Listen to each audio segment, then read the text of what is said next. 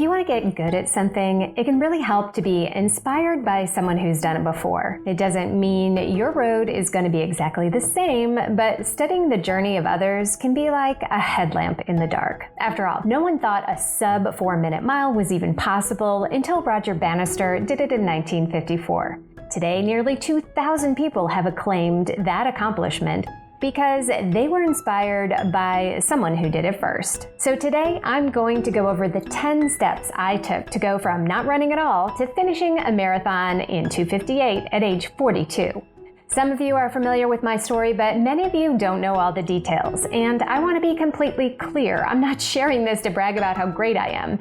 Because let's be real, I'm not an elite runner on any kind of national or world stage. But what I was able to do as a normal mom with a full-time job is something that I know others aspire to do. So I want to break down all the steps I took with the goal of inspiring you to go after your running dreams and make them come true. I've shared a little preview of this on my Instagram in a post that kind of went viral. So if you're not following me there yet, be sure to do so at The Planted Runner. And if this kind of topic resonates with you, the best way you can support this work is to leave a review or rating on Apple Podcasts, Spotify, YouTube, or wherever you're listening to me now. I cannot overemphasize how much a difference a simple review makes to the success of the show, which is why I'm so grateful to everyone who has reviewed it so far. Thank you. I've gotten so much positive feedback on the Mental Strength Minute, which I include at the end of every single episode, so be sure to listen to the end to fortify your mind in 60 seconds or less. The beginning of my journey to a 2:58 marathon at age 42 had nothing to do with the marathon at all. Step 1 for me was vanity. My high school reunion was coming up and I just wanted to get in shape and look as good as I could. I really wasn't overweight, but I had given birth to 2 kids practically back to back and I really didn't have any kind of exercise routine. I would say physically, I was just your average mom. At that point, I'd recently gone plant-based and I'd lost a few pounds without even trying, simply by focusing on filling up with whole plant foods. But my personality is usually into taking things to the next level, so I decided to run. I'd gone through a couple of spurts of running in the past, but it had never really stuck. I figured it was the simplest way to get to the goal of looking good in a dress. So I laced up and got to it. And I hated every step. Running was just a means to an end, and I couldn't even fathom how anyone could do this for enjoyment. I dragged myself out there for a mile or 2 or 3, checked the box, and called it good. I wish I could say that there was one day or one run where everything changed, one dramatic light bulb moment when I went from hating running to suddenly finding my calling in life. Nope, that didn't happen. The reunion came and went, and yeah, I thought I looked pretty good in that dress. And I kept on running. I don't think it was because I loved running at that point. I had gotten to a level of fitness where running still sucked, but it sucked a little less. I liked how I looked and how I felt, and I didn't want to give all that up and just quit. Step 2 was curiosity. Now that I had gotten a basic level of running fitness, I was curious to see what I could do with it. Remember how I had said I'd run in spurts in my past? One summer in my 20s, I had trained for a half marathon as my way of getting over a breakup. I quit running right after the race and got back together with the guy. So I was curious if 30-something me could beat 20-something me at that same race. Turns out I could. I finished nearly 7 minutes faster, and that was good enough to make me wonder if I could get any better. And of course, why stop at the half marathon? Why not go train for a full marathon? And why not trying to get into Boston? My little taste of accomplishment had me curious about what I could do if I really tried. Step 3 was desire. After I learned that you actually had to qualify for the Boston Marathon, I signed up for the hilly, cold, and rainy marathon in my town. While I didn't get anywhere near my qualifying time, I did finish in a respectable 4:02. I had envisioned that I was going to finish much faster, mostly because I had no idea what to expect. I underestimated how hard it would be until I actually tried. Looking back on that first race, I realized all the mistakes I had made, like being overconfident and starting off too fast. I was also wearing completely inappropriate shoes for a hilly, partly gravel marathon in the rain. And why on earth had I picked such a hard course for my first try? There were a lot of things that I did wrong, and knowing that I could fix them gave me a deep desire to try again. This leads me to step 4, which is education. I became absolutely fascinated with the science of training and racing marathons. This was back in the day when there weren't a whole lot of podcasts out there, but blogging was in its heyday. So I researched and I read and I learned as much as I possibly could on how to do better. For me, the marathon was like a puzzle that I just had to solve. Yes, I needed to get out there and do the training, but I was learning that there was a method to the marathon madness, and I was drinking all the Kool-Aid I could. I got my Boston qualifying time in my second marathon, squeaking under the line with just 90 seconds to spare. Thankfully, it was good enough, and I was Boston bound the following April. Step 5 is strength. Along with following a marathon training plan for all my running, I started going to the gym. I was learning from my research that I needed to support my running with strength training. I firmly believe that regular strength training 2 to 3 times per week is what kept me injury-free through 9 marathons and beyond. People ask me all the time what kind of strength work I did, mostly because they want to know what they should do. And most of the time, I did what they call muscle pump classes at my gym. They are 45 to 60 minutes long, full body sessions with dumbbells. There was always a lot of variety depending on the teacher. It could be heavier weights and fewer reps one day, or it could be lighter weights and lots of reps the next session. The reason this approach worked so well for me is because I liked being in the group class more than I liked trying to piece together a strength session on my own. I don't naturally gravitate towards strength sessions on my own, so being in a class with others and with a motivating instructor made a massive difference. So this is what I really want to emphasize. What kinds of strength sessions you do almost doesn't even matter, just do them. If you'd rather work out for 10 minutes every day after a run instead of heading to the gym for a 45-minute class, do that. If you'd rather lift a lighter weight lots of times rather than a heavier weight fewer times, do that. Just do something and do it on a regular basis. Make it hard so you're building muscle, but not so hard that it affects your ability to run well on a speed day. So many people get caught up on what exercise to do and how often and how much weight to lift and all of that. Yes, at a certain point, you're going to want to optimize and maximize all of that. But if you're not even at the point where you strength train at all, forget about perfect and go for doable every single time. Next up is step 6, and that's the power of the group.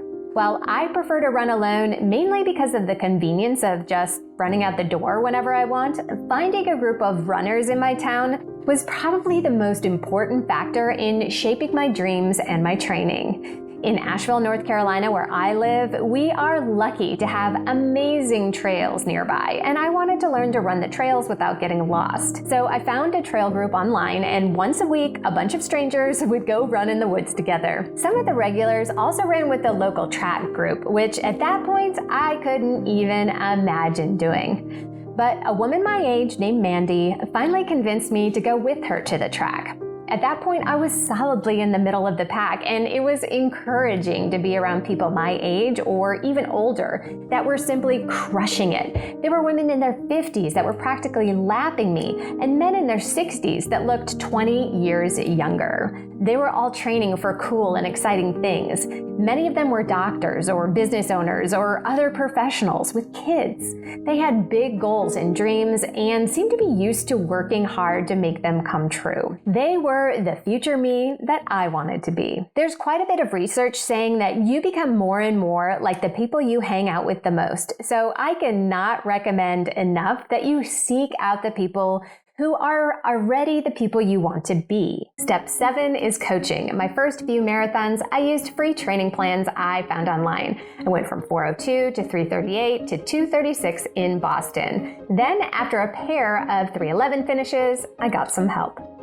At this point, the idea of a sub-3 marathon was starting to take shape in my head, but I was stuck. So I hired an online coaching service where eventually I was hired to coach myself. Coaching not only mixed up the training I was doing to work on things specific to me, but it also allowed me to see my blind spots.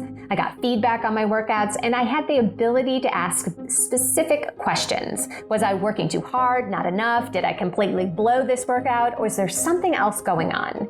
When you're simply following a training plan that says run X miles at Y pace, it can feel very binary. You either do the workout as written or you don't. You pass or you fail. But it's actually more like following a recipe.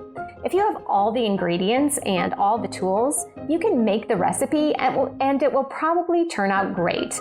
But if you don't have all the tools or the ingredients, you're going to have to make subs and swaps or perhaps even change the recipe completely. If you have lots of experience in the kitchen, this is usually not a problem and the dish will probably turn out just fine. Having a coach, on the other hand, is like having a celebrity chef on call whenever you're in the kitchen. She can tell you what to do if you don't have any baking soda or the right cake pan. You're still going to have to bake the cake yourself, but your coach can help you go from making simple cupcakes to creating a 3-tier wedding cake. Step 8 is trusting my training. When I ran a 3:11 for the first time in Chicago, I wasn't thinking that I was going to run a sub 3-hour marathon. Soon after, though, I did.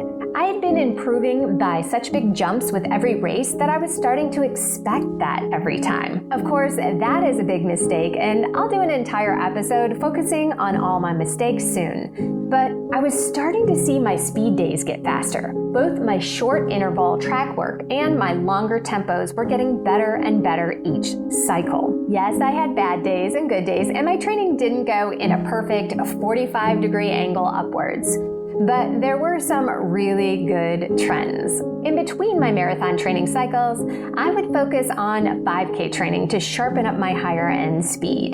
Getting better at the 5K can make you a better marathoner, provided you're still doing the aerobic long distances as well. For me personally, my 5K times never lived up to what I could eventually do in the marathon, so simply looking at those finishes didn't give me confidence that I was anywhere close to a sub 3. But my marathon-paced workouts told a different story. There are several indicator workouts that can give you a good sense of your marathon fitness, and those were telling me that my dream was possible. Step 9 was maximizing my strengths and minimizing my weaknesses.